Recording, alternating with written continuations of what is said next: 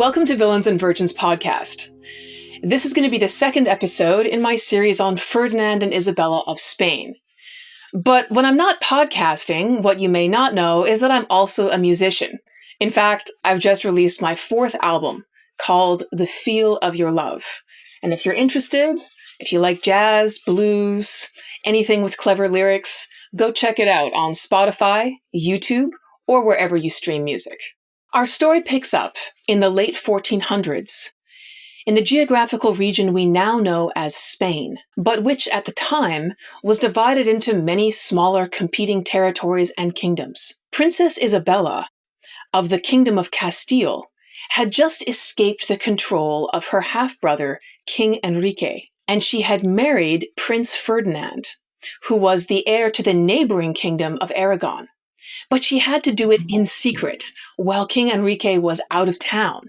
And it was going to create all kinds of problems because the king had expressly opposed this marriage.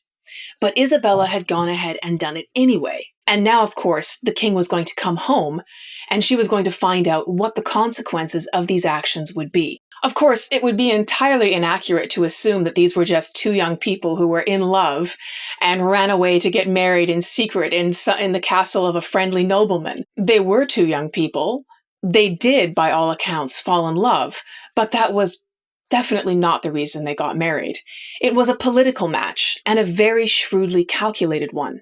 In fact, the terms of their marriage had been carefully hammered out by representatives of Princess Isabella and Prince Ferdinand many months ahead of the actual marriage. The marriage agreement required that Isabella remain the ruler of the larger, wealthier, and more powerful kingdom of Castile. This was, of course, unusual because in the 1400s, it was fairly customary for the lands and the wealth that a woman brought into a marriage to be under the control of her husband. But the Castilian aristocrats who supported Isabella and wanted her to inherit the throne were very much against handing over control of Castile to some prince from elsewhere.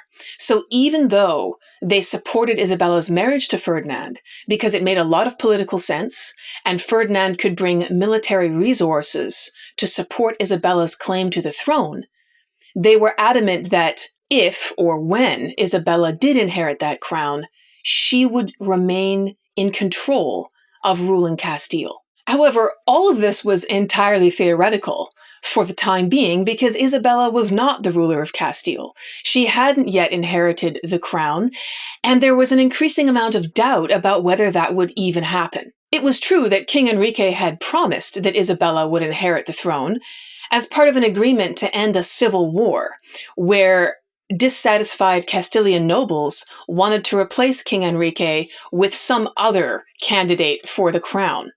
That candidate had originally been Isabella's younger brother, Alfonso, who had, unfortunately, died very young, probably of a case of the Black Death. And Isabella, not wanting to prolong the civil war, had made terms with King Enrique, she and the Castilian nobles who had been rebels. And as part of that agreement, King Enrique had agreed to name Isabella heir to the throne, so that when the king should die, she would become the ruler of Castile. That had been the promise. However, several years had passed since that time, and many of the promises that the king had made to Isabella as part of that agreement hadn't been delivered. Some of them partially, some of them not at all. And in particular, his promise to name her as heir to the throne was in question, because the king already had a daughter of his own, Princess Juana, and his wife and many of the nobles who had remained loyal to the king would have been in favor of her inheriting the throne. So the king had begun to waver between his promise to support Isabella as the next ruler and the very understandable familial reasons to support his own daughter for that same position. However, Princess Juana was a very unpopular choice amongst many of the noble families of Castile. And this was because Her mother, the queen, had been known to have had affairs. It wasn't just a rumor. She'd actually become pregnant a number of times as a result of sexual relationships that were not with King Enrique. There were all kinds of reasons that were speculated as to why this might have happened. It was whispered that King Enrique might be impotent or gay, that he might have deliberately given his wife permission to go and do these things.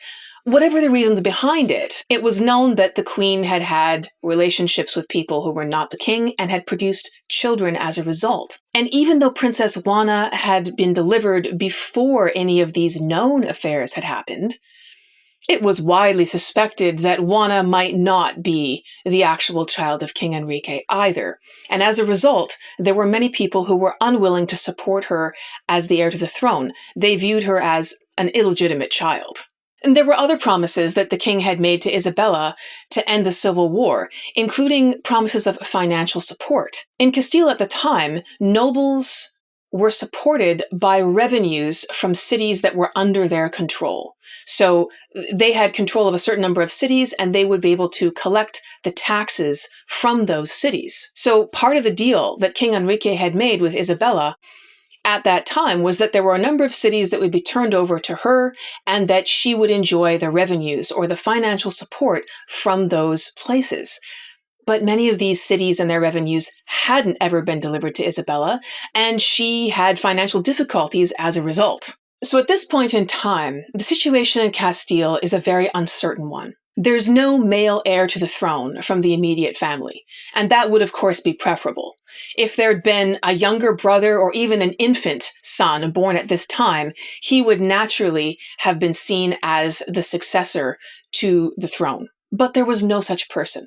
So Castile was in the unprecedented position of having two competing heirs to the throne, both of them female. One of them, Princess Isabella, is the half-sister of the current king, and the other one, Princess Juana, still a child, is his daughter, at least reportedly. When King Enrique returned, having heard the news of Isabella's secret and disobedient marriage, he was, of course, extremely upset.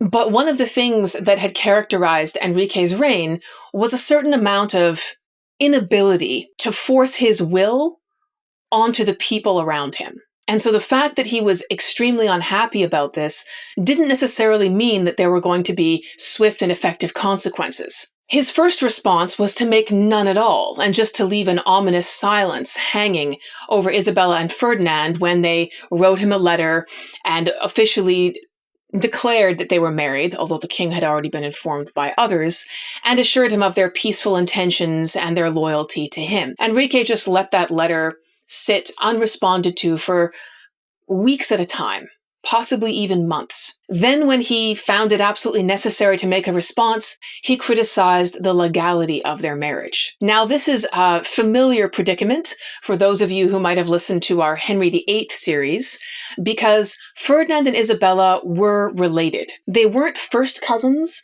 but they were still closely related enough that their marriage wasn't officially allowed by normal church rules. However, many noble families across Europe were entirely in the habit of marrying people who were too closely related to them, and the procedure was simply that they had to write to the Pope to get official permission for them to break the usual regulations around marrying relatives. So Ferdinand and Isabella had written to the Pope for such a dispensation, but it hadn't yet arrived.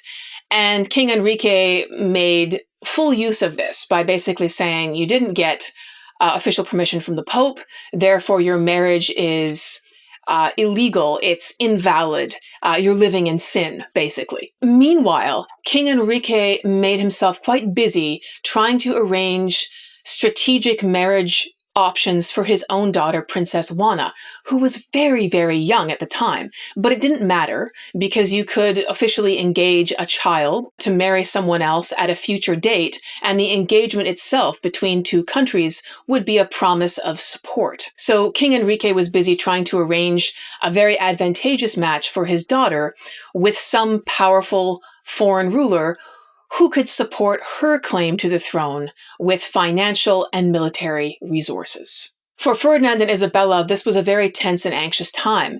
They didn't really know what King Enrique's intentions really were. Sometimes they feared that he might even send troops to arrest them. So they were living in financially limited circumstances, and they were living with a huge degree of uncertainty as to what the king might do now and whether Isabella would even have a future as the ruler of Castile. And this went on for a number of years. During this time, Isabella and Ferdinand had their first child, a daughter, which was viewed as unfortunate, because if Isabella had produced a son at this particular moment, then having a male heir who was directly related to the current king would greatly have strengthened her claim. She might not have inherited the throne herself, but her son might have done so in an uncontested way. But she produced a daughter, and so the uncertainty continued. King Enrique decided not to pursue Isabella and Ferdinand with force. He remained distant and cold toward them for the remainder of his reign, which turned out to be only a few years. The king had developed some sort of wasting digestive disease, which had begun to eat into his health, to make normal operations very difficult. His regular hunting and exercise was curtailed, and he died quite suddenly as a result. The king died in December of the year 1474. And at that moment, there was suddenly a scramble to decide who was going to wear the crown next. Enrique had died without leaving a clear and final indication of who he supported. He had at various times been on record as supporting Isabella's claim to be the next ruler, but at other times he had seemed very firmly to be in support of Princess Juana. And so because he hadn't made a clear statement at the end, his will was considered ambiguous, unknown.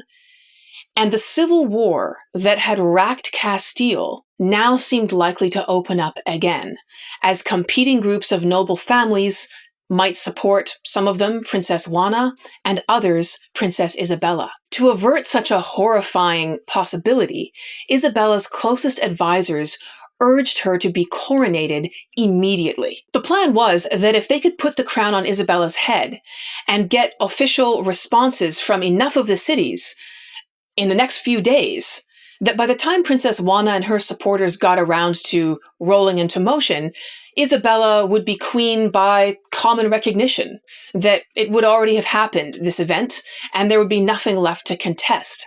That was the hope. Now, Ferdinand was not with Isabella at this particular moment. He was actually off in his own kingdom of Aragon, helping his father, King Juan, deal with political and military matters. Ferdinand, for many years, since marrying Isabella, had to journey back and forth between Castile and Aragon. He had duties that were part of his role as Isabella's husband, defending her claim to the throne, providing support in Castile, but he also had duties as the Crown Prince of Aragon, whose crown, as king, he would eventually inherit. So at this particular moment, he was off in Aragon attending to that category of duties. And when the sudden news of King Enrique's death arrived, he wasn't by Isabella's side. But her advisors said there was no time to waste. She needed to be crowned immediately, with or without Ferdinand. On December 13th, 1474, less than 2 days after King Enrique had ceased to breathe, Princess Isabella was crowned in the city of Segovia. It was a sympathetic cardinal who had been one of her closest advisors since childhood who put the crown on her head, and he did so before an assembled audience of sympathetic aristocrats who had been on the rebel side. And once the crown was on her head, each of these men came forward individually to bend down on one knee and to swear fealty to her as their sovereign, as their queen, as the ruler of Castile. 3 days later, on December 16th, Ferdinand receives a letter from Isabella mentioning that the king is dead and requesting Ferdinand to return to Castile. She doesn't mention the coronation, however. It was only a few days later, on December 21st, while Ferdinand was journeying on horseback overland to Castile, that he received word from somebody else that the coronation had already happened while he was out of town, that Isabella had been crowned Queen of Castile, and he wasn't even there. Ferdinand was shocked, and he was angry. For more than 5 years since their marriage, he had lived alongside her, had endured financial difficulty, had juggled trying to be the crown prince of Aragon as well as the husband of Isabella, dealing with her financial problems, with the loyalty of different aristocratic factions that she needed to maintain in Castile, even with leading troops in her defense at various points when it was necessary. He'd been by her side for all of this. And so her being crowned as Queen of Castile was something that he would rightly have seen as a joint victory, something that both of them had labored for. For it to occur without him even being present was absolutely appalling. It wasn't only Ferdinand who thought so. This would have been an extremely widespread attitude in the 1400s at that time. The idea that a woman could be crowned as ruler in her own right, not as somebody's regent mother or somebody's wife, this was a shocking idea. In fact, it had never happened in Castile before that a woman had been crowned in her own right. But now, in 1474, this had just occurred and Ferdinand was wondering what the world had come to. Ferdinand finally arrived on January 2nd, the very earliest part of 1475, nearly 2 weeks after the event had happened, and Isabella made a great show of welcoming him with affection, and she had made preparations to give him a very warm homecoming. But there was no hiding the fact that Ferdinand was extremely upset, and this moment was going to be the most serious quarrel that the young couple had had in the history of their relationship. Although Ferdinand's name had been read out at the event, at the coronation, that Isabella was the ruler of Castile and that Ferdinand was her royal husband, he'd been given official recognition, he hadn't been given anything else. He got a name check, and that was it. The coronation made Isabella the ruler of Castile, but what was his role? How could there be a queen without a king? Ferdinand wanted to know. Now, Isabella had to point out that, first, it was necessary for her to be crowned immediately in order not to lose what they had worked for all of those years. That delaying for weeks for Ferdinand to arrive would give the advantage to Princess Juana and make the likelihood of a civil war far more imminent. So she justified her decision as a rational one based on all the conditions leading up to that point and the circumstances in which the king's death had occurred. And she also pointed out that she'd been acting entirely within the constraints of the marriage agreement that his representatives and hers had signed several years ago when they'd been married. That contract declared that she would be the sole ruler of Castile, and he would just be her royal husband, essentially a consort, basically the role that was normally reserved for queens. Right? The king would be crowned, he would have the political power, he would make the decisions, and the queen typically was just the royal spouse. But in the marriage contract that these two had signed, Isabella wore the crown, and Ferdinand was the royal husband. So she could point to the contract and say, this is not news, this is what you agreed to, I haven't done anything that breaks with these terms. But Ferdinand, although his representatives had signed that agreement, had doubtless not expected that every letter of those stipulations would be observed quite so precisely. It seems quite likely that he had assumed that custom would prevail, and that as the man in the relationship, he would have at least an equal, if not a greater degree of power than Isabella. So this set of events was a rude overturning of that set of assumptions. Ferdinand now raised quarrels with many of the details of that agreement that had been signed years ago, including who would inherit the crown of Castile if Isabella should die before him. According to that contract, the rule of Castile would pass to Isabella's children directly. It would pass to her son first, if she had one, and failing that, it would pass to any female child she might have. The crown would not be inherited by Ferdinand. Ferdinand logically pointed out that in such a tragic situation, Castile ought to be ruled by a man rather than a child, and that he ought to be able to inherit the throne, and and that his authority as a ruler should be recognized. He even got so upset that he threatened to return to Aragon. So this was a really, really serious argument that the young couple was having at a critical moment when Isabella was going to need Ferdinand's support in the months and the years that were going to unfold.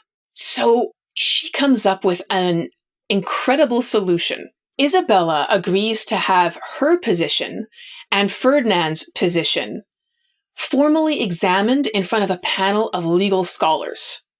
So this means that the Queen is going to appoint a legal representative for herself, and Ferdinand will also appoint a legal representative, and these people will make the case, Isabella's case for sole rulership in her own name, and Ferdinand's case, the case for patriarchy and custom and the authority of the husband. And she said, let the cases be heard and let's see what the legal scholars say. So it was within 2 weeks of Ferdinand's arrival, on January 15th in 1475, that this incredible scene unfolds before a panel of legal scholars in the city of Segovia. And it's witnessed by an audience of aristocrats, Castilians, who are going to see the arguments that we made for who should rule their kingdom. It was a legal investigation of Isabella's right to rule as a monarch in her own authority, not as the wife of Ferdinand or anybody else. And it was a novel idea, both in Castile at that time and in Europe. In the years after Isabella, as you may remember, there will be other women who are crowned as queens in their own right. It's never easy, and it doesn't happen very often, but Isabella was perhaps the first, and now she was going to defend this claim in front of a panel of legal experts. Isabella had her representative cleverly argue, not for herself, but for the future of the kingdom. So far, Ferdinand and Isabella only had a daughter. And if Ferdinand's argument for male authority was going to hold, then it would almost inevitably result in Castile passing into the hands of a foreigner, because their daughter would inevitably make a political marriage. She would marry probably the ruler of another kingdom or country. And if Ferdinand's argument that the husband inherits everything, the husband rules, if that argument were to hold the day, then it would not be their daughter who ultimately ruled Castile, but some unknown foreign man that they might marry her to. And that was not a popular outcome for the Castilian aristocrats. There would also be the possibility that if Isabella and Ferdinand only had daughters, that some other male, not from their immediate family, might become a rival contender for the throne inside Castile. Someone who was more distantly related to them might challenge the authority of their own offspring, and once again, the kingdom could suffer yet more civil unrest. Now, to his credit, Ferdinand recognized the logic of these arguments. He was so firmly persuaded by them that he eventually said, let there be no more discussion. I accept this. And it wasn't just lip service that Ferdinand was paying to this logic, because many years later, when he had to discuss the succession in his own kingdom of Aragon with his own parliament, who had a much more patriarchal tradition of inheritance, he made the same arguments to them. So in this remarkable moment, Ferdinand is willing to concede privileges that would have benefited himself personally for the logic of what was better for his family and for the kingdom long term. And he was willing to make those arguments himself later on. I think this episode is just remarkable. The idea that a dispute between these two and this novel argument about a woman inheriting the throne being heard before a panel of experts, and Ferdinand saying, you know what? This actually makes sense. For that to happen at this point in history is incredible. And I think Ferdinand deserves a lot of credit for being able to take the long view. Now, Isabella understood that she needed to make some concessions to make life easier for Ferdinand so that he wasn't just a piece of arm candy. So to mollify him, she said that in any official document in the Kingdom of Castile, his name would come before hers. And that is why we remember them as Ferdinand and Isabella to this day, not Isabella and Ferdinand. That was a decision that she made to placate her husband. Ferdinand would have the ability to dispense military justice in his own right. He would lead the army in campaigns, and Isabella further specifically delegated to him other areas of governance so that there were places where Ferdinand was in charge, but under her authority and by her will. The new queen and king adopted a motto in Latin, which would be emblazoned on all of their official regalia, and it was tanto monta, monta tanto, which means the one is equal to the other. So it wasn't just in the practical arrangements behind closed doors, but very much as part of their formal official presentation of each other that the king and queen were viewed as equally authoritative in Castile. While Isabella had been hastily crowned, and her advisors had made every possible effort to avoid a civil war, the fact that King Enrique had not left any clear will regarding the succession left the way open for exactly that conflict. And very soon, aristocratic factions that had supported the king and his family in the preceding civil war began to gather in support for Princess Juana, saying that she was the one who ought to inherit the throne, she was the legitimate queen. These nobles saw Isabella as the head of the pre-existing rebel faction, those who had never really been subordinate to the authority of the king and his family, and they weren't ready to accept her as queen for that reason. Now, the King of Portugal, which shares a border with Spain, saw this moment as an opportunity. This is the same King Afonso of Portugal that our teenaged Princess Isabella in the last episode had been pressured to marry. He had long had his eye on Castile. He'd been interested in marrying Isabella for that reason, and of course he'd failed because she'd refused King Enrique's pressure to marry this Portuguese king, and she'd gone and married Ferdinand instead to make it impossible, essentially. But this King Alfonso wasn't done with Castile just yet, and he decided that this moment of contested succession was the perfect time to throw his hat into the ring. Now, King Alfonso was actually the uncle of Princess Juana, the daughter of King Enrique, and this is not unusual. Many of these royal houses were related because they kept marrying their offspring to each other for political reasons. So he's the uncle of Princess Juana, who at this time is just a child. She's between 12 and 13 years old. But King Alfonso writes an official letter in her support to Isabella and Ferdinand, and he says, "My niece, Princess Juana, is the rightful queen. You guys should desist with your wrongful claims to be the sovereigns of Castile.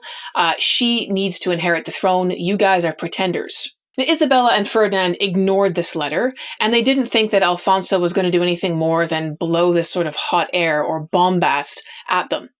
But they were wrong. Only a few months later, King Alfonso of Portugal had assembled an army and was marching into Castile. He was going to put boots on the ground in support of Princess Juana's claim to be the queen. He was planning to join forces with the Spanish aristocrats who had always been loyal to King Enrique, so he would have access to their fortresses, their military units and his would work together. And here's the kicker. To support his niece's claim, King Alfonso decided that it would be best for him to marry the girl. She's barely 13 years old, and he is her uncle. But he decides that by marrying this girl, he can justify his strong support for her claim, which will eventually be his own claim to the throne. Because King Alfonso, like most everybody else at this time, believes that whatever the wife brought into the marriage belongs to him. So if he could marry his barely pubescent niece, then he would inherit the crown of Castile for himself. He would become King of Castile as her husband and the only competent adult in the relationship. By May 1575, his troops had arrived in Castile, and he'd had a formal engagement ceremony with his young niece in the castle of a sympathetic Castilian aristocrat. May is less than 6 months since King Enrique died, and already now foreign troops are in Castile, the factions are divided, and war seems inevitable. After this engagement ceremony, King Alfonso and Princess Juana began referring to themselves as King and Queen of Castile. It was only months after her coronation, and Isabella and Ferdinand had a war on their hands. They had to frantically assemble an army, which required men, supplies, and a lot of funding, which they were quite short on at this particular time. By July 1475, the first major engagement is the Battle of Toro, which is a city in Castile. And Ferdinand is leading Isabella's forces against the forces of King Alfonso, which are holding that city. So Alfonso's foreign troops have taken over this city. Perhaps they were let in by sympathetic nobles who controlled it, but they hold this fortress, and Ferdinand and his forces have the much harder job of attacking men in a fortified position. Men who have stone walls and height that they can use to defend themselves. To make matters worse, Ferdinand and his forces are outnumbered. The weather conditions are horribly hot, and they're forced to retreat. This was the first battle in a civil war that would last until February 1476. So not quite a year, but a very, very tumultuous time. Because while Ferdinand and Isabella's forces didn't succeed in that battle, there were many other engagements, some smaller and some larger, with Portuguese forces. Furthermore, there were retaliatory attacks from Castile into Portugal. So forces that were sympathetic to Ferdinand and Isabella would lead raiding parties to attack Portuguese towns on the border as well.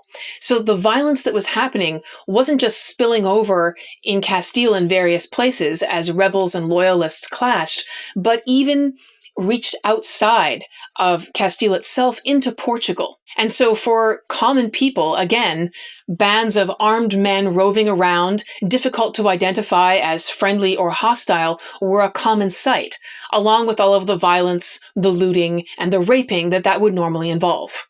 The Kingdom of Aragon, which of course neighbored Castile and was ruled by Prince Ferdinand's father, they sent troops to support Ferdinand and Isabella in this conflict. Even the Moorish king of Granada, the Muslim kingdom in the south of Spain, made an agreement with Ferdinand and Isabella to support them and to send resources. And this is amazing because the Muslims in the south and Ferdinand and Isabella, who were Christians, weren't natural allies.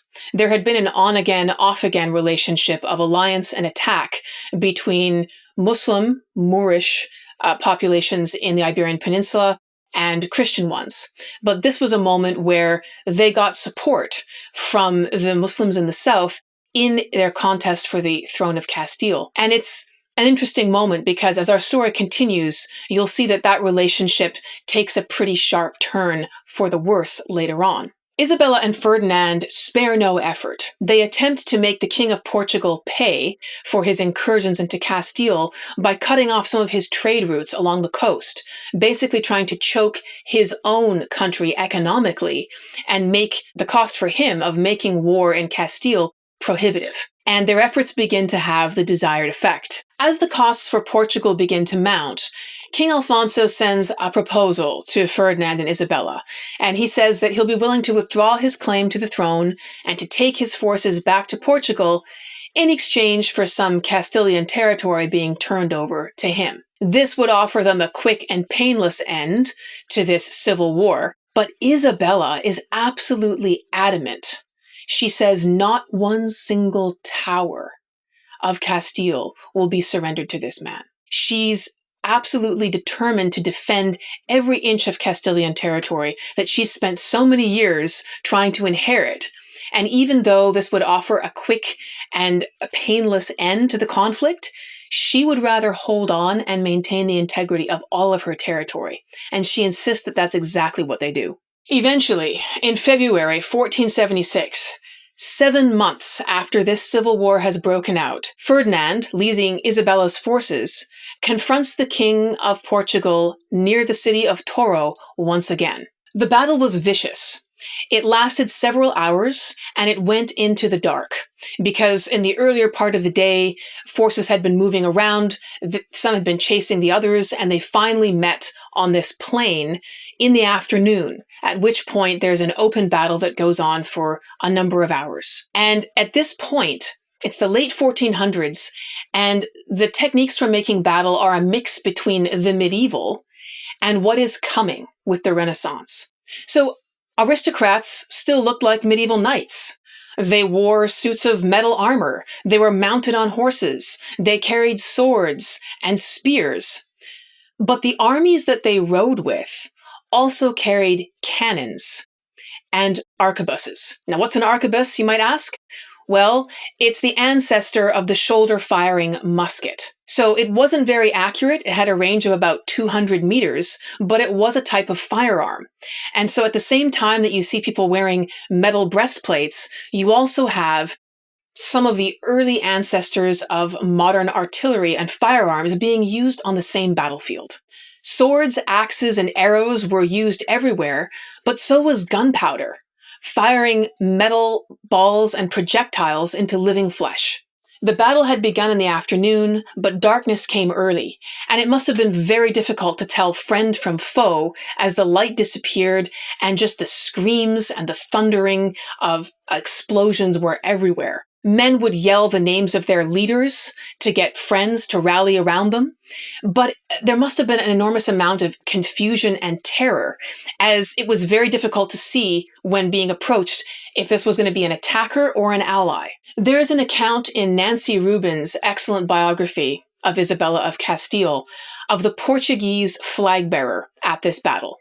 So his job was to hold up the Portuguese flag so that it was visible and that troops on his side could rally around that flag on the battlefield. Very important, because if you got isolated from the rest of your guys, you were going to be cut down and butchered. So being able to see that standard was absolutely vital, and he took his job very seriously. So this Portuguese flag bearer is holding up the flag, and one of his arms is removed. It's not clear if it was blown off or if it was chopped off, but he loses one of his arms while he's holding up the flag. So he bravely continues, while bleeding from an amputated limb, holding that flag up with his other arm, because he knows it's absolutely vital for the lives of the men around him. He loses his other arm.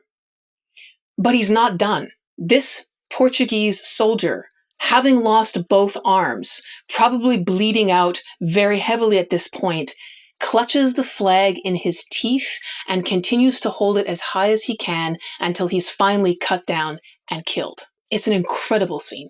When the fighting finally ended and the screams died down, it wasn't initially clear which army had carried the field. But in the end, it was Ferdinand and Isabella's forces that had won this awful battle. It broke the will of the Portuguese to continue their campaign in Castile. The forces of Ferdinand and Isabella hadn't just won the battle, it was at this moment that they won the war, really. There were a few other minor skirmishes, but the Portuguese are on the retreat from this point onwards. And when the news of the victory at Toro reaches Isabella, who's waiting anxiously nearby, she's so overwhelmed with gratitude that she walks barefoot in the snow, because it's February, to the local monastery to get down on her knees and to offer prayers of thanksgiving. Isabella's claim to the throne is at this point secure. And it's been a very long time, many difficult years since 1468, when Enrique had originally promised to make her the heir to the throne. She had been living in uncertainty and anxiety since that moment. So now, finally, in 1476, she's not only been crowned, but she's eliminated the opposition. Victory is at last hers. With Portugal in retreat and their military support on the wane, many of the Castilian aristocrats who had supported Princess Juana's side now approached Ferdinand and Isabella to sue for pardon. They wanted to be forgiven. They wanted to be seen as loyal subjects and no longer enemies. And so the tide turns and support is consolidated under Isabella as queen. Isabella and Ferdinand make fairly merciful terms with a number of these nobles, who, with some penalties, are accepted back as subjects. Support for Princess Juana's claim evaporates, and the unfortunate girl is forced to retire to a convent in Portugal. And this was quite deliberate, because if she was forced to become a nun, then she couldn't get married. And if she couldn't get married, then she couldn't secure a powerful military husband who could renew her claim to the throne and open this up again. So Ferdinand and Isabella apply a significant amount of pressure to ensure that Princess Juana takes her vows and becomes a nun.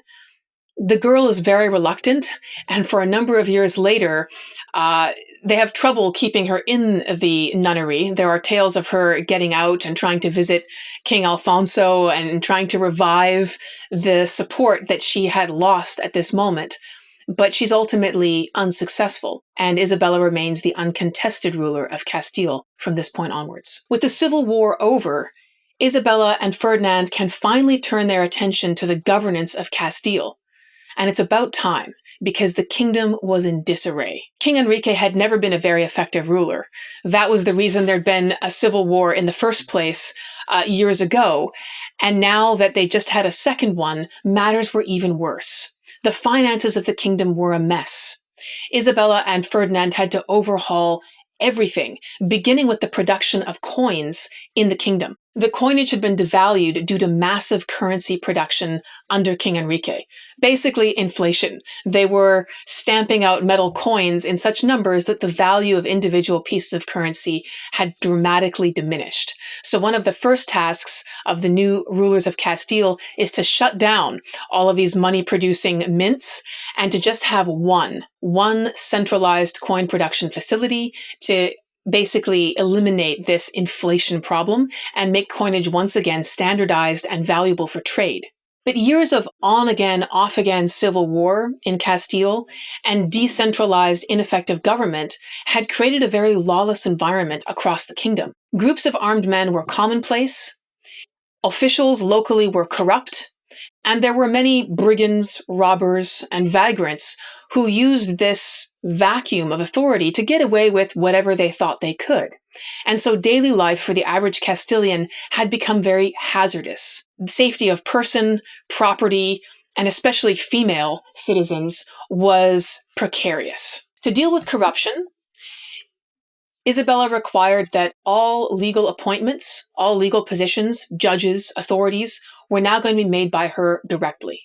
So they couldn't be made by local aristocrats and bought or corrupted in the way that had been going on. Furthermore, she made regulations for efficient trials, so a limit to the number of days or weeks that a person could be held in jail, and a requirement for cases to be heard within a reasonable amount of time, because the court had a backlog of years. And of course, when that sort of thing happens in a legal system, the lag time between the commission of a crime and the consequences that are supposed to be meted out as a result is so long that it ceases to be an effective deterrent. So Isabella wanted to tighten this up so that the administration of justice was effective and efficient. In order to do this, she revived a fairly old idea. It was something that had existed in the 12 and 1300s in Castile. The Santa Hermandad, or Holy Brotherhood, had been an association of citizens who'd banded together to suppress crime in the highways and on the countryside, places where ordinary people were forced to travel and where they were often vulnerable to bandits and armed gangs. So this idea of a citizen defense force had already existed in Castile in a previous time, and Isabella revives this idea and she gives it new power. She made a central organization hub for the Hermandades, or these associations that were now being created, and she instituted a tax for every neighborhood or region. They would pay a certain amount of money in tax to fund a local trooper, a member of one of these citizen crime control units. The Hermandades were then a mounted police force, and they were located in every city. They communicated with their counterparts across cities, and their role was to restore safety and order to a largely lawless landscape. They would work together to apprehend criminals, people who had committed violence or theft. And if one of these criminals escaped the Hermandad posse in a particular city, they would signal to their counterparts in neighboring cities with bells, and the responsibility for apprehending the fugitive would then fall on those units, who would do their work with alacrity. Those who committed crimes were brought before a two-man court, where they were sentenced and punished very quickly. Punishment was swift and bloody, ranging from whipping for minor theft to amputation of a limb for more serious theft, and death for crimes that increased in severity from there. These brutal and bloody verdicts were so effective that within 3 years, the crime rate across Castile had dropped precipitously, and neighborhoods were very happy to continue paying the tax for their local Hermandad troopers. In these early years of her reign as queen, Isabella shows herself to be a very hands-on monarch. She's ready to get in up to her elbows when she sees there's something that has to be done, and she doesn't really care much about convention or about protocol in terms of getting results. And we see this feature of her personality in a number of different episodes. The criminal court system, as I already said, had a years-long backlog, so the queen addressed this personally. She established what she called a Hall of Justice in Sevilla, and every Friday she would personally show up and preside over the hearings along with a panel of legal experts who had been appointed. Imagine this. The Queen herself is taking her time to show up in a local courthouse and hear cases of common criminal offense. And she's doing this every week all the time, like a lawyer or a judge. She's not sitting in the palace, eating bonbons, listening to music, and appointing some legal deputy to do this work. She's there in person herself, and she's reviewing the laws, and she's trying to understand precedents and how verdicts should go. In 2 months, the Hall of Justice had settled so many cases and meted out so many severe punishments that city officials themselves sent a representative to the Queen to plead for a little more leniency in the punishments that were being handed out by the court. And Isabella agreed. The point had been made. The backlog quickly diminished, and word had gone out that crime was no longer acceptable in Castile, that justice was swift and brutal, and a lot more people became a lot safer as a result. Now, the Kingdom of Castile was perpetually embroiled in feuds among these aristocratic families. Some of those, as we saw, had developed into factions in both of the civil wars that we've already witnessed. But even when there wasn't war, there was feuding and fighting and rivalry amongst these families. And they'd been used to getting away with quite a lot under King Enrique, who was anxious to please and pacify and very slow to assert his authority and punish people. So a lot of these grandees, these Spanish aristocrats, were very much used to doing their own thing and not worrying too much about what the monarch thought about it. Isabella found that it was necessary to make people understand that Castile was under new management and that the old parameters no longer applied. At one point, she visits the city of Trujillo, which is ruled by an aristocrat who basically has told his underling, the gatekeeper, not to let the queen in. So the queen shows up with her entourage. She wants entrance to the city, and the gatekeeper says, "No, sorry, not letting you in. My boss, he says, no, you can't come in here." And Isabella is just enraged, and she says, "I am the queen, and all cities belong to me, and I will enter any one of them that I please, and you'd better open up the gate." "Nope," the gatekeeper says, because he's used to the idea that the local boss is the aristocrat, and that that's what matters more than the monarch. At this point, Isabella summons a military garrison that's stationed nearby, and she also summons the aristocrat who is in charge of this city. He might not reside in it, but he collects the revenues from it, and it's his servant who's at the gate denying her access. So she calls this aristocrat and she says, "What do you think you're doing? You better get your man to open the door to me immediately." The aristocrat realized that times had changed. He reluctantly acquiesced to the queen's demand. The gates were opened, and Isabella then confiscated some of his property as a penalty for his insolence. But the point was made, and other noble families who had been used to being uppity or ignoring the king realized that times had changed. In one example of the queen dealing with insubordination directly, Isabella actually showed up at the castle of another noble family. And the story goes that she had issued a law against feuding and the kind of attacks and fighting that were happening between noble families. So blood feuds, where there was a quarrel, and then one noble family might send a gang of armed thugs after a member of another family and attack, and then you would have retribution. Very much kind of a Romeo and Juliet scene between Montagues and Capulets. That's sort of the image that we have of the feuding that's going on amongst these aristocrats at the time. So Isabella the Queen says, enough of this.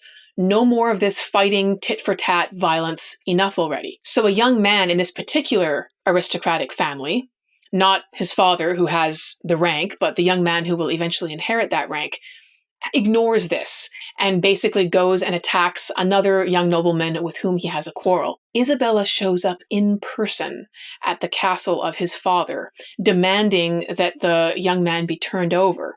And while the boy's father says, oh, we can't find him, we don't know where he is, he's not able to conceal him for very long. The queen is relentless in demanding that he be apprehended. And when he is, she exiles the young man from Castile forever. So once again, we have an example of a monarch who will not tolerate insolence. She won't be ignored, and she's firmly determined to subordinate the aristocrats in her land under central authority, which is her own. But I think her character, her determination, and her bravery is perhaps illustrated no better than in a particular episode in the city of Segovia, which is the same city in which she was coronated some years earlier, and it's a city where her 5-year-old daughter is now living. For various reasons, if the king and queen were moving around, their children would be safely stationed with trusted nobles, so that the children had a stable living environment. They weren't constantly on the move and exposed to potential danger in the way that their parents were. So Isabella's 5-year-old daughter is living in the city of Segovia at this time. And the child is under the guardianship of the governor of that city. His name is Andres de Cabrera, and he is a converso. I have to stop and let you know what a converso is, because it's a very significant term that's going to have a huge influence on the events in this episode and in the series. So a converso meant a Spanish Jew who had converted to Christianity. So ethnically, still Jewish, but in terms of religion, now a practicing Christian. So the governor of this city was one of these people, and there were very large numbers of them across Spain. But a number of citizens in the city of Segovia chafed under the governor's discipline, and agitated by a particularly rebellious city officer, they foment a rebellion against the governor. And basically they end up taking an armed gang to his fortress, to his castle where the governor lives and where the princess, Isabella's little daughter, lives, and they overrun it. So they kill the guards, they take control of that castle, and now they're in control of the city. Isabella's daughter, the 5-year-old princess, and her attendants or servants are basically captives in this situation. Now, when Isabella hears about this, like any parent, she's horrified and has great fears for her daughter's safety. So she wastes no time. She doesn't wait to assemble a military group. She doesn't send anybody. She gets on her horse with a very small entourage and rides continuously for 24 hours over difficult mountainous territory. Now, I don't know how many of you have ridden horses recently. Most people are a little bit saddle sore after riding for a couple of hours on a warm, sunny afternoon. We're talking about riding a horse continuously for 24 hours. So she's not sleeping. She's not stopping to eat.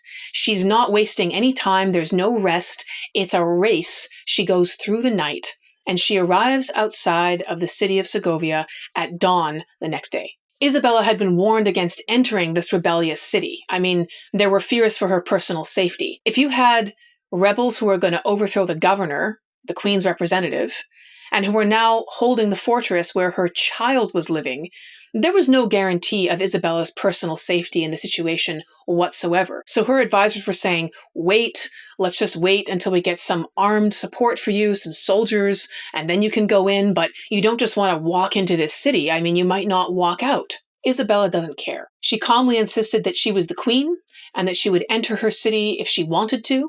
And so she and the very small number of attendants she was with rode up to the gate of the city and demanded entrance. Now the gate opens, and the queen and her attendants begin going through the streets, not knowing if they're going to meet violence, not knowing how they're going to be received.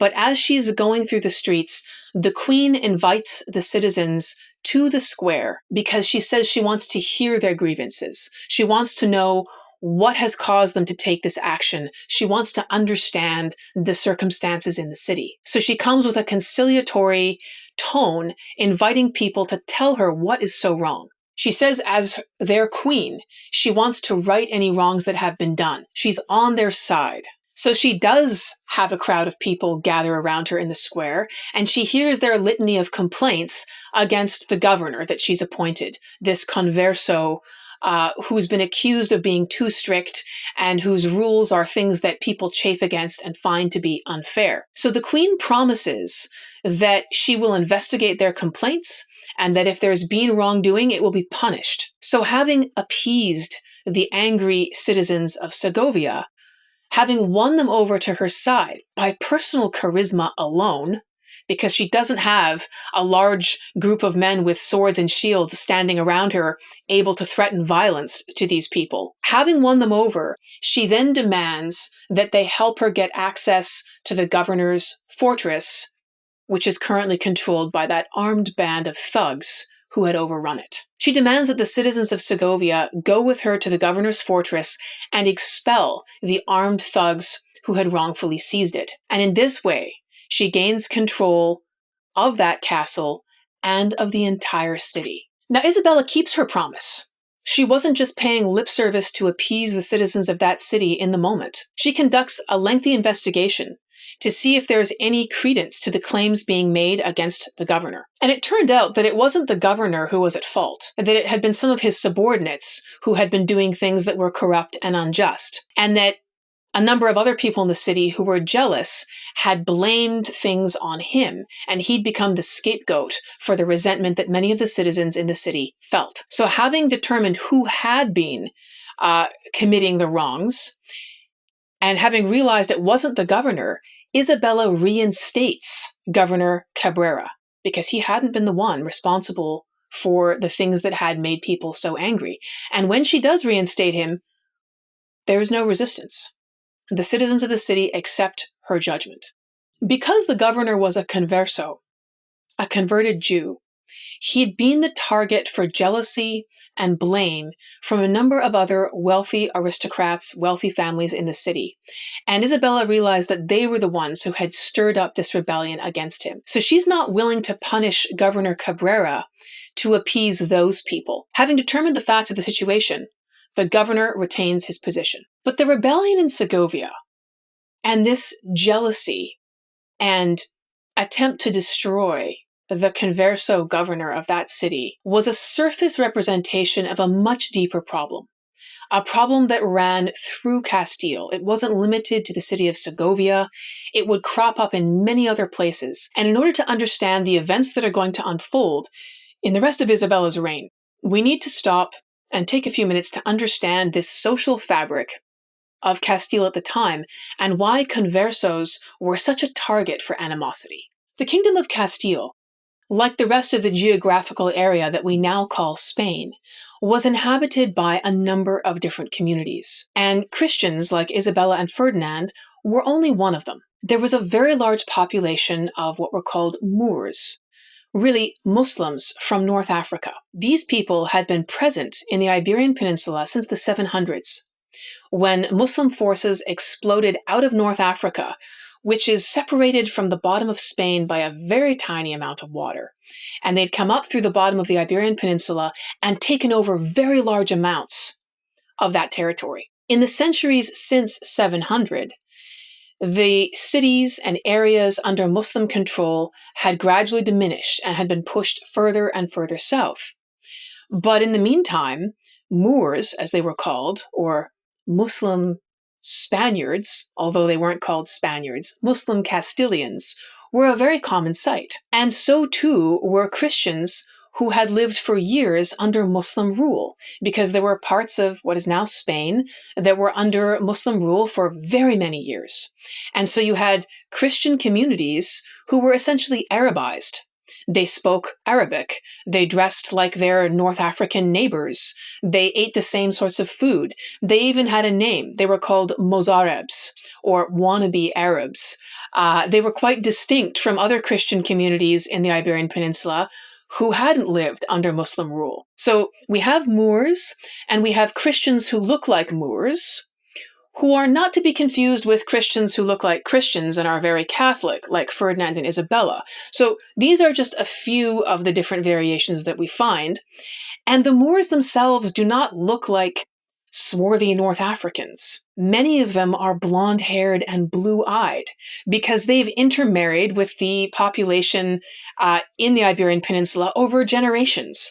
And so just from looking at somebody, you couldn't necessarily tell from the color of their eyes or their hair which community they belonged to. Even styles of dress were mutable. The king and queen themselves, Ferdinand and Isabella, were known to dress in Moorish style from time to time because it was fashionable. The type of silks and drapes and the styles of trousers and dress that Moors had brought into Spain were very popular. So you could find Christians who dressed like Muslims. You could find Muslims who looked ethnically like Christians. It was very confusing. It was very much a culturally promiscuous sort of a place. Christians who had lived under Muslim rule for many years lived alongside their Muslim neighbors. They were allowed to practice their own religion. They had their own religious officials. There wasn't a sort of forced conversion of Christian communities under Muslim rule. So these Arabized Christian communities would then find themselves under new management when Muslim rule would be pushed out of a city where it had existed for a long time, and Christian rule would be reinstated. So now you'd have Arabized Christian communities who found themselves suddenly not the minority, but part of the majority, although they looked like the minority Muslim population at this point. And even where Christian rule was reinstated, you would still have large Muslim populations that had existed in these cities for many generations who remained there when the people in charge of that city changed. So Arabized Christian communities would be there, but the existing Muslim communities would remain now under Christian rule. Muslims living under Christian rule were called mudijars, and they were allowed to retain their own religion and their own Islamic laws in any cases that involved only Muslims, in exchange for paying a tax and swearing loyalty to the King and Queen of Spain. So these communities live alongside each other, and if you had a legal case that involved a Muslim and a Christian, then it would be heard under Christian law. But if it was a case of a Muslim, another Muslim, it would be heard under local Islamic authorities inside cities ruled by Christians. Muslims were not allowed to hold government positions, however, and they were treated as inferior to Christians. But they spoke Castilian in their everyday lives, although they continued to write in Arabic. Why Castilian, you ask? Why not Spanish? Excellent question. The answer is because Spanish, as we know it today, didn't exist yet. Castilian was the vernacular, or the everyday language that was spoken by people across the kingdom, and it was a mix of different things. It had its roots in Latin, but it had many words that had been borrowed in from Arabic, and it would eventually evolve into the language we know today as Spanish. But even today, there are thousands of words in Spanish.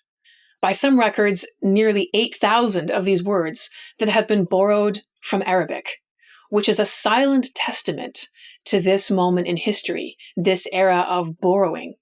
Many of the Muslim inhabitants of Castile were very skilled artisans, and they were agricultural experts. So their expertise was very welcome, and their work ethic was respected. There was even a saying in parts of Castile, more Moors, more profit, that they were hardworking, and they were frugal, and they had skills. Their name, Moor or Moorish, is also given to the unique fusion of style that's come to characterize places that we think of as distinctively Spanish, like Cordoba and Seville. And it's characterized by these arches and these fountains that are inspired by North Africa, but were mixed with local Iberian influences to create this unique fusion of styles that still bears the name of the people who gave it life. There are even reports of Moors attending masses with their Christian friends at various times in Castile, or playing instruments on church property during late-night vigils or lengthy ceremonies or festivals. And while this is something that would certainly have been frowned on by church authorities, it's a measure of how closely these communities intermingled, and how familiar they were to each other, how much they partook of each other's daily lives. Because they lived next to each other in the same cities for centuries, there was inevitably not just influence, but intermarriage and conversion as well. The third major community, of course, were the Jews. And the Iberian Peninsula at this time had the largest population of Jews in Europe. They had their own rabbis and synagogues, they observed their own religious holidays and dietary restrictions, and they were spread all throughout the Kingdom of Castile, next to their Muslim and Christian neighbors. The Jewish community of Spain had a large number of bankers, moneylenders, tax collectors, and craftsmen, but they lived under a number of restrictions that were quite severe, including on which jobs they could hold. And again, they were forbidden from holding official positions like being a city authority or a government official. There were also, sadly, periodic outbreaks of violence against them from their surrounding Christian neighbors. And some of these episodes had been quite severe. Massacres that occurred in the 1300s and 1400s, which had inspired many of them to convert, so that if they were known to be Christians, at least on the outside, that they could have access to some of the jobs and the opportunities to succeed that were denied to them, and hopefully a measure of personal safety as well. So Muslims who converted to Christianity were called Moriscos, and Jews who converted to Christianity were called conversos, like the governor of Segovia. But it wouldn't just be the particular Jew or his family who converted who were called conversos.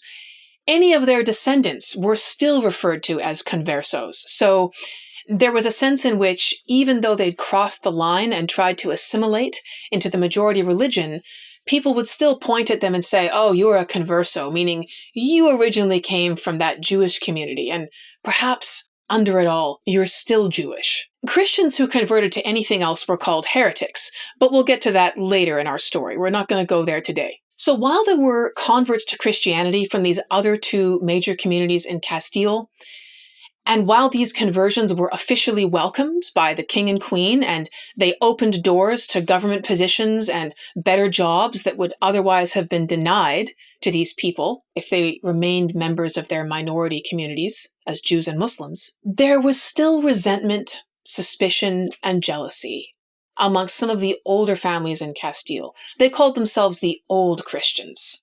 And what they meant by that was the original Christians. So these other people who used to be Muslim and Jewish and had become Christian more recently, we don't know about them. They may not be as authentic as we ourselves, and we old Christians don't like to see those new ones getting ahead of us or succeeding and getting promoted to higher ranks than what we ourselves have. So these people, these old Christians who were jealous, would often whisper rumors that, converso families were just pretending. Their conversions were a ruse or a trick in order to gain access, and that in secret they were still Jewish, and they were still practicing, Jewish religion and Jewish traditions. And all of this was just a trick to dupe the rest of us into thinking that they were something that they had never really become. And it was exactly this sort of thing that had been happening in Segovia in this episode that Isabella had to deal with early in her reign. The governor of that city was a highly effective official, but because he was a converso or a former Jew, either in his family or maybe his grandfather or his father had converted to Christianity, he wasn't good enough for the old Christians in that city. They still regarded him as a Jew, and they resented him for that. Imagine for a moment that you introduced yourself to someone as a Catholic. Could you imagine people asking you, well, how far does Catholicism go back in your family? I mean, when exactly did you convert? What were you before? How many masses a week do you attend? Do you fast during Lent? Do you eat pork? What do you mean you don't eat pork? How can you not eat pork? I don't think you're Catholic enough. To you and me, these sorts of questions are hard to imagine because religion in Western countries has become a personal and a largely private matter. It's not something that we interrogate in each other in public or even in private very often. Particularly if you're white or a member of a majority population, no one is likely to scrutinize your religious claims too closely. But for someone with a different racial background to convert to the religion of an ethnic majority, it often happens that just the physical, ethnic differences that are visible on the surface mark that person as different and can invite more scrutiny for their claims of religious identity. They're likely to be given a closer look, maybe investigated with a little bit more suspicion when they profess a religious identity than if someone who looked the same as everybody else did so. The visible physical differences are often persistently viewed as grounds to see that person as less authentically Christian than everyone else. To Isabella's credit, she was interested in effectiveness, not religious pedigree. She had a very large number of conversos, these Jewish converts who were part of her staff. They were city officials, they were government officials. And as you'll find out more in the next episode, she even appointed one of them as her personal confessor, a Catholic priest in charge of ministering to her personal spiritual condition. That's a very high degree of trust. So there's no evidence for us to believe that Isabella shared any of these kind of old Christian, new Christian prejudices that afflicted other families in Castile. And she's not even willing to appease these people. She reinstates her converso governor because he's effective and he hasn't done anything wrong. She's not willing to punish him in order to give some sort of a sacrifice or an appeasement offering to these people in the city who resent him.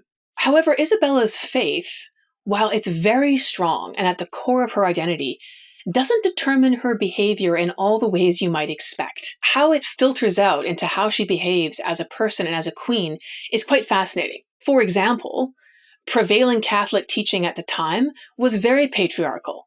The man was in charge, the wife's job was to be meek and submissive. And we can see some of this influencing Isabella in the fact that she insists on darning Ferdinand's shirts, mending them with a needle. It's a very humble task. It's something that she could easily have delegated to a servant, but she insists on doing it as a sign of her personal wifely devotion to her husband. But in her behavior as a ruler, she's anything but a meek and submissive partner. As we've already seen, the final decisions for all important matters in Castile rest with her, not with Ferdinand. She's willing to tolerate Ferdinand's extramarital affairs and his illegitimate children. And this again is in keeping with traditional teachings about the way a wife ought to behave towards her husband. But she is not willing to bow to Ferdinand's ideas about everything, especially when it comes to ruling Castile. It was she, not Ferdinand, who decided if they went to war and against whom. And while his job would be to lead the armies, she was the one who decided where they fought and when. In the neighboring kingdom of Aragon, Ferdinand would eventually become king of that kingdom. And in Aragon, he was the king and she was just his royal spouse. But Isabella didn't live in Aragon. She lived in Castile. Castile was the larger and more powerful place, and it was there where she was in charge. The royal couple lived in Castile together, according to the terms of their marriage, although they had these different sets of responsibilities. And while they were allies, and while they were spouses, sometimes the interests of Castile and Aragon did not always align. And we'll see that this creates tension, and it creates a power struggle, which is going to be part of the next chapter of our story. If you've enjoyed this episode, please subscribe so you don't miss any of the episodes that are coming next. There are some truly dramatic events, some absolutely horrifying things, and some incredible moments that are coming as part of the story of Isabella and Ferdinand. Please consider sharing it with anyone else that you think would enjoy it. You can get this podcast wherever you listen to audio, so Spotify or any other streaming platform, and you can get the illustrated version on YouTube. See you in the next episode.